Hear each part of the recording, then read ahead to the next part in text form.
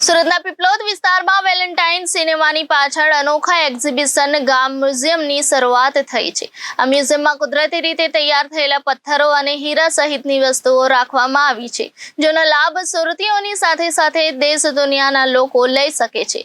આ મ્યુઝિયમને તૈયાર કરવાની સાથે તેમાં રહેલા અમૂલ્ય ભારતનો પણ સાચવવાનો યોગ્ય વ્યવસ્થા કરવામાં આવી છે। કનુભાઈ રામજીભાઈ આસોદરિયાએ કહ્યું કે આ કર્મ યુનિકો મ્યુઝિયમ છે, જે દેશનું અનોખું મ્યુઝિયમ છે। આ મ્યુઝિયમમાં ભારતીય સંસ્કૃતિ અને દેવી દેવતાઓના આકારના હીરાઓ પથ્થરો પણ રાખવામાં આવ્યા છે। ગણપતિજીની પ્રતિમા 192 કેરેટ આસપાસની છે, ત્યારે અત્યાર સુધી સુરતના લોકોનું આકર્ષણનું કેન્દ્ર હતી, તે અહીં રાખવામાં આવી છે। એક જ જગ્યાએ અમૂલ્ય પધારો રત્નો સહિતની વસ્તુઓના લોકો દર્શન કરી શકે તે હેતુથી મ્યુઝિયમની શરૂઆત કરવામાં આવી છે। આગામી દિવસમાં બ્રિટિશ પાર્લામેન્ટ દ્વારા સન્માન થવાનું છે, તે અંગેની પણ વાત તેમણે કરી હતી। ઇન્ટરનેશનલ મ્યુઝિયમ દિવસે સુરતમાં કુદરતી મારું નામ કનુભાઈ રામજીભાઈ આસોદરિયા છે। આજે આપ સર્વોને જણાવતા આનંદ થાય છે કે કરમ યુનિકો મ્યુઝિયમ સુરતમાં વેલેન્ટાઇન થિયેટરની પાસે અને કરમ લેન એક નવું નામ છે, એક સ્ટ્રીટનું નામ આપવામાં આવ્યું છે કરમ લેન કે, અને એ કરમ લેન ઉપર કરમ યુનિકો મ્યુઝિયમ અને કુદરતી આકારમાં જે ભગવાનના આશીર્વાદ સાથેના પથ્થરો અને રત્નો અને ડાયમંડનું એક મ્યુઝિયમ લોકોને માટે એક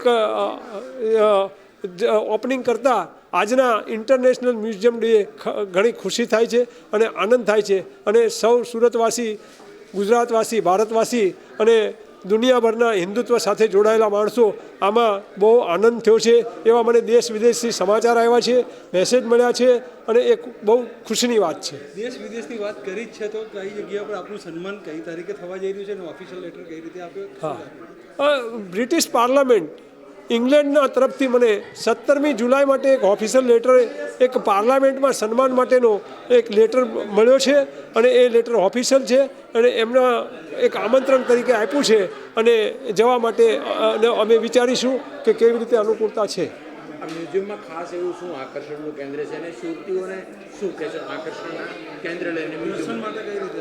હા, હવે આ છે ને, આમાં ભગવાનના સ્વરૂપના અને કુદરતી રીતે બનેલા હોય એવા રત્નો, ડાયમંડ અને ઘણા પથ્થરોનું એક આ મ્યુઝિયમ થઈ રહ્યું છે અને અમે એક નવો મેસેજ આપવા માગીએ છીએ કે એક આર્ટની દુનિયા છે, આર્ટિસ્ટોના આર્ટ કરોડો રૂપિયા, અબજો રૂપિયામાં વેચાય છે, તો ભગવાને બનાવેલા કુદરતી આકારના અણમોલ રત્નો એને શોધી અને યોગ્ય દિશાએ, યોગ્ય જગ્યાએ પહોંચતા થાય તો લોકોને ખુશી મળે, આનંદ મળે અને એક ધન્યતા મળે અને કુદરતી રીતે રત્નો, પથ્થર અને રત્નોમાં એક એમની ઉર્જા હોય છે, એક શાંતિ હોય છે, એ આપણને જીવનમાં લાભદાયક હોય છે।